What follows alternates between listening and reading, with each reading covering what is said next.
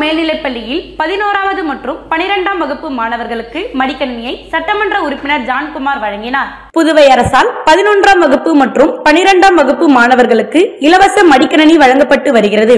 அந்த வகையில் புதுவை கருவடிக்குப்பம் பகுதியில் உள்ள பாத்திமா அரசு உதவி பெறும் பள்ளியில் மடிக்கணினி வழங்கும் நிகழ்ச்சி நடைபெற்றது. இதில் தொகுதி சட்டமன்ற உறுப்பினர் ஜான்குமார் கலந்து கொண்டு மாணவர்களுக்கு மடிக்கணினியை வழங்கினார். மேலும் நிகழ்ச்சியில் கல்வித்துறை சார்பாக அதிகாரி பாண்டியன் முன்னிலை வகித்தார். பள்ளி முதல்வர் அருள் தந்தை மகிமை மாணவர்களுக்கு மடிக்கணினி அவசியத்தை குறித்து சிறப்புரை ஆற்றினார்.